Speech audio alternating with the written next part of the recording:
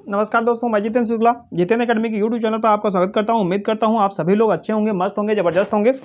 आज मैं बिना देरी किए हुए स्टार्ट करता हूं रीजनिंग में आपका डाइस। ठीक है, रीजनिंग में आपका डाइस स्टार्ट कर रहा हूं और ये आपके एग्जाम के पॉइंट ऑफ व्यू से, चाहे बीपीएससी हो, डाइस डाइस का मतलब होता है पासा। डाइस का मतलब होता है पासा। किस किस एग्जाम में आ सकता है? तो बीपीएससी में आ सकता है टीचर के लिए, जो टियर 4 पॉइंट वो है। रेलवे के लिए एग्ज़ाम के पॉइंट ऑफ व्यू से बहुत ही इंपॉर्टेंट है। यूपीपी के लिए है, जो दोस्त बैंक की तैयारी कर रहे हैं, जो ये चैप्टर आ रहा है। तो ये मतलब जितने भी एग्ज़ाम हैं जिसमें रीजनिंग आ रही है, तो सभी के लिए है। सभी के एग्ज़ाम को लेकर के पॉइंट ऑफ व्यू से इंपॉर्टेंट बनाएंगे क्वेश्चन। ठीक है, तो चलिए, डाइस आप ध्यान रखिएगा। डाइस के जो होते हैं वो दो पार्ट होते हैं, एक और एक दो। ये पहला पार्ट क्या होता है? एक होता है जनरल डाइस, सामान्य पासा होता है, सामान्य पासा होता है। एक होता है मानक पासा, एक होता है मानक पासा। और अगर आप चैनल पे नए हैं तो उसको सब्सक्राइब कर लीजिए और वीडियो को ज़्यादा से ज़्यादा शेयर करिए। ठीक है, सामान्य पासा यानी जनरल डाइस और स्टैंडर्ड डाइस। जनरल डाइस और स्टैंडर्ड डाइस, ये ध्यान रखिएगा। स्टैंडर्ड डाइस, अब इसमें क्या होता है कि जो जनरल डाइस होता है उनका सम 7 नहीं होता है। एक मिनट, सॉरी, जनरल डाइस आप जरा एक मिनट दोनों को ले करके बना के चलेंगे, थोड़ा सा हो सकता है समझ में तभी आएगा।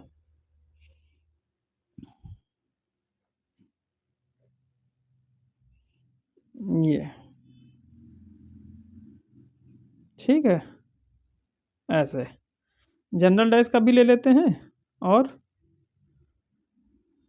ये भी ले लेते हैं ताकि समझ में अच्छे से आ जाए। ये ठीक, जनरल डाइस में आपका क्या जनरल डाइस होता है कि नहीं है, उसकी आइडेंटिफाई करने के लिए मैं आपको थोड़ा ट्रिक बताता हूं कि जैसे दो यहाँ पे मैंने ले लिया, कोई भी नंबर ले लो, मान लो इसमें 3 ले लिया, इसमें आपने 4 ले लिया, डाइस होता है ना, और एक इसमें मान लो 2 ले लिया। ठीक है, तो अगर इन दोनों में से सबको एक आपस में एक दूसरे को ऐड करते हैं, जिससे मतलब 2 और 4 को ऐड किया, तो 2 + 4 ऐड किया तो कितना आया? 6। 2 और 3 को ऐड किया, कितना आया? 5। और इन दोनों को 4 और 3 को ऐड किया तो 4 + 3 ये कितना आया? 7। तो ये बताइए कि जनरल डाइस होगा कि नहीं होगा? तो अगर इन तीनों में से किसी एक को ऐड करने पे, इन तीनों में से किसी एक को ऐड करने पर कि अगर 7 आ रहा है तो वो जनरल डाइस होगा। ये नहीं है, ये नहीं है, लेकिन ये है। ठीक है, ये बात बोलो समझ में आई कि नहीं है? ऐसे नंबर जिनका सम 7 आ रहा है तो वो जनरल पासा हो जाएगा। किसी एक में आ जाए तो वो जनरल पासा हो जाएगा। ठीक है, अब क्वेश्चन ये है कि अगर हम इसमें भी ऐसे काम करते हैं तो इनका जो सम होता है, इनका सम 7 नहीं होना चाहिए। स्टैंडर्ड पासा का जो है सम 7 नहीं होता है, यानी कि अगर मैंने ले लिया 1 4, ठीक है, और ये ले लिया मैंने मान लो 5, ठीक है, ये ले लिया मैंने, इसको 5 ले लिया, इसको 4 ले लिया, ठीक, ये 4 ले लिया। अब इसमें मैंने 1 को 4 के साथ ऐड किया तो कितना आया? 5। 5 का 4 से ऐड किया तो कितना आया? 9। और फिर 5 को 1 से ऐड किया तो कितना आया? 5 + 1 6। तो इनमें से किसी में 7 आ रहा है? नहीं आ रहा है। तो ये आपका इन तीनों में से कोई भी 7 नहीं है, तो 7 नहीं होना चाहिए। अब ये ध्यान रखना है कि 7 नहीं होना चाहिए। स्टैंडर्ड भाषा में मतलब ये जो नंबर हैं, इन दोनों जो भी नंबर दिए गए हों उसमें उनका सम 7 नहीं है। तो क्वेश्चन यहीं से पूछा जा सकता है कि क्वेश्चन मान लो कोई भी दिया गया, मान लो ये है, तो ये कहा गया स्टैंडर्ड पासा है कि डाइस जनरल पासा है, तो आपका स्टैंडर्ड है। अगर 7 आ जाता तो वो सिर्फ स्टैंडर्ड नहीं होता, फिर वो जनरल पासा हो जाता। ठीक है, अगर इसकी थ्योरी कुछ कहना चाहें तो आप कह सकते हैं कि अगल बगल, ये आसपास का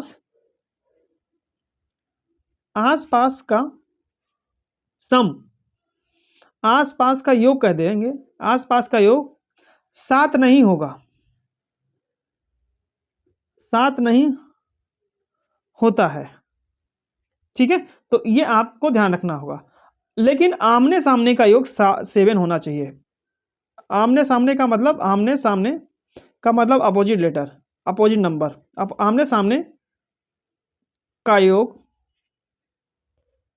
7 होता है, 7 होता है। तो उम्मीद करता हूँ ये क्वेश्चन आपको अब समझ में आ गया होगा। जिससे अभी नहीं दिख रहा था तो मैंने आपको आगे बढ़ा दिया। ठीक, तो अब आपको ये समझ में आ गया होगा। जो हम लोग खेलते हैं वह कौन सा पासा होता है, जैसे जो हम लोग यूज करते हैं खेलने में। तो जो हम लोग खेलते हैं, ये भी नोट्स बना के नोट कर लीजिए। जो हम लोग खेलते हैं, जो हम लोग खेलते हैं वह मानक पासा होता है, मानक पासा होता है। ठीक है, तो अब आप बताइए कि इतनी चीज समझ में आई कि नहीं आई।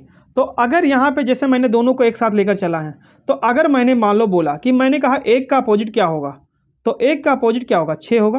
तो तभी तो 6 एक साथ होगा। मैंने अगर 2 कहा तो 2 और 5 कितना हो जाएगा, 7 हो जाएगा। और अगर मैंने 4 कहा तो ये किसका हो जाएगा, 3।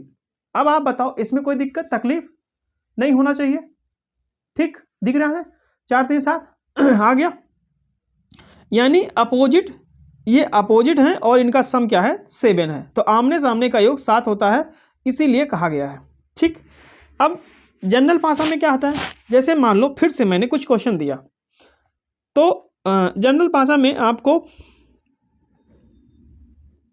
छोटा सा बना दे रहे हैं और आपको थोड़ा सा समझाने के लिए ये ठीक है।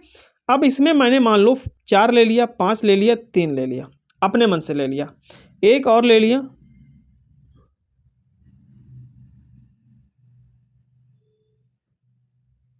ये ले लिया। ठीक, अब इसमें मैंने ले लिया 2 ले लिया, 3 ले लिया और 6 ले लिया। अब मैंने इसमें कहा कि आपसे कि इसमें पहले कॉमन कौन कौन से हैं। देखो 3 कॉमन है, 3 कॉमन है। तो 3 इसमें आपसे पूछे कि 3 का अपोजिट कौन सा होगा, या 2 का अपोजिट कौन सा होगा, या 5 का अपोजिट कौन सा होगा। तो ये चीज़ समझने के लिए क्वेश्चन पूछा जाता है, तो मैं इसको बता दे रहा हूँ। जैसे 3 का अपोजिट, तो मैंने पहले 3 लिखा और फिर इसको क्लॉकवाइज घुमा दो। 3 जो है वो जो कॉमन है, जहाँ पे कॉमन है वो उसको कर लो, फिर उसको एंटी क्लॉकवाइज घुमा दो। यहाँ है ऐसे घुमा दो, तो 3 लिखा दोनों में। 3 के बाद इसमें क्या है 5, फिर क्या है 4, इसमें क्या है 6, इसमें क्या है 2।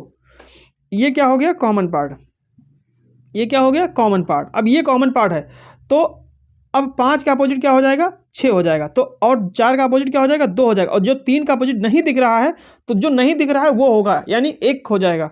तो अब आपका यहाँ से आंसर निकलेगा, 3 का अपोजिट क्या हो जाएगा 1, 5 का अपोजिट, 5 का अपोजिट कितना है 6, और 4 का अपोजिट, 4 का अपोजिट कितना है 2। तो इस तरीके से आप इस क्वेश्चन को समझ सकते हैं। क्वेश्चन ये पूछा जा सकता है कि अपोजिट लेटर है कि नहीं है, होगा कि नहीं होगा। तो इस तरीके से आप पूछ सकते हैं। जैसे एक क्वेश्चन मैंने और कहा आपसे कि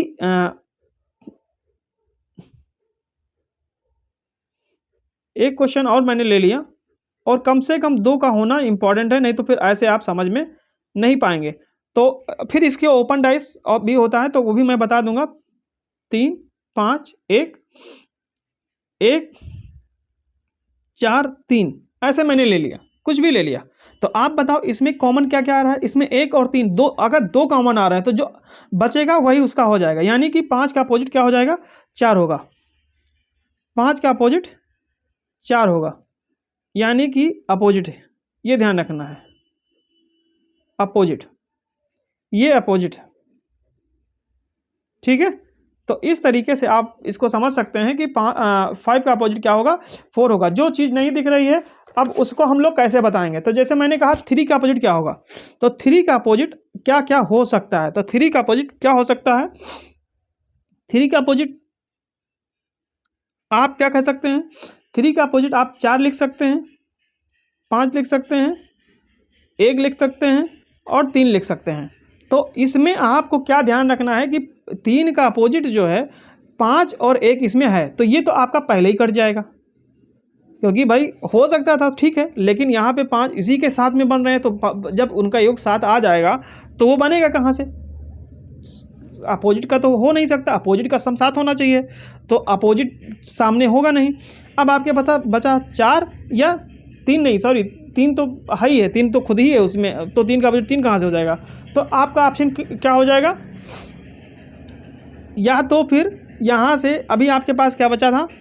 6 और 2 भी बचा, हाँ, तो अब 4, तो अब यहाँ से 4 हम नहीं लेंगे क्योंकि 4 यहाँ पे दिया गया है, 4 यहाँ पे दिया गया तो अपोजिट सामने हो नहीं सकता। तो आपका क्या हो जाएगा? 3 का जो हो जाएगा वो हो जाएगा आपका या तो 6 या तो 2। ठीक है, बोलो बात समझ में आई कि नहीं है? 1 मिनट, सॉरी दिख ही नहीं रहा था। ओके चलिए ठीक है, इस तरीके से आप बता सकते हैं। तो अब उम्मीद करता हूँ कि आपको समझ में आया होगा। ठीक है, अब एक क्वेश्चन और जो ओपन टू डाइस करके क्वेश्चन होता है, तो वो भी मैं इसमें बता देता हूँ। बाकी जब मैं प्रैक्टिस करवाऊँगा तो आपको मैं एक एक क्वेश्चन और काफ़ी ज़्यादा प्रैक्टिस करवा दूँगा।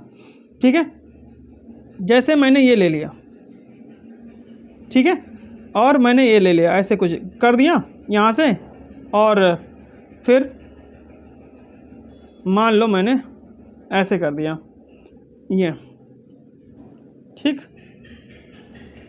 यहाँ से मैंने लिख लिया 5 2 1 4,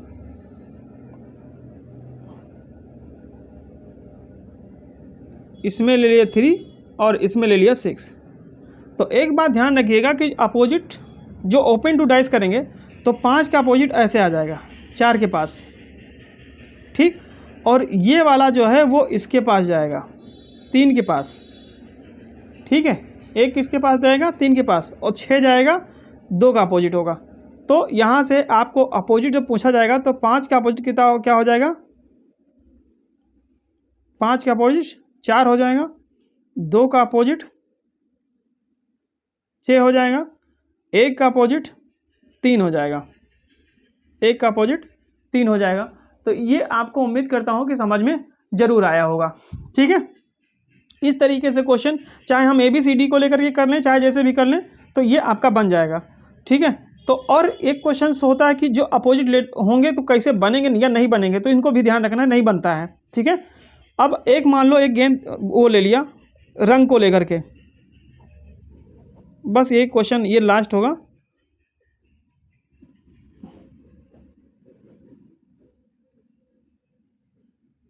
ये मान लो इसमें ले लिया हरा, इसमें ले लिया लाल, इसमें ले लिया सफ़ेद, इसमें भी ले लिया सफ़ेद, इसमें मैंने ले लिया पीला, इसमें मैंने ले लिया हरा। अब मैंने अभी इससे पहले बताया था तो जो सेम कॉमन मिल जाएंगे, तो आपको सफ़ेद भी मिल रहा है और पीला भी मिल रहा, सॉरी हरा मिल रहा है, तो लाल का अपोजिट क्या हो जाएगा? लाल का अपोजिट क्या हो जाएगा? पीला हो जाएगा। बात करता हूँ, डन। ठीक, तो इतना आपको उम्मीद करता हूँ समझ में आया होगा। इसके आगे के क्वेश्चन मैं बताऊँगा और ट्रिक बताऊँगा कुछ कितने लग सकते हैं। ठीक है, और अगर मेरे चैनल पे पहली बार देख रहे हैं तो चैनल को सब्सक्राइब करिए, वीडियो को ज़्यादा से ज़्यादा शेयर करिए। ठीक है, थैंक यू क्लास।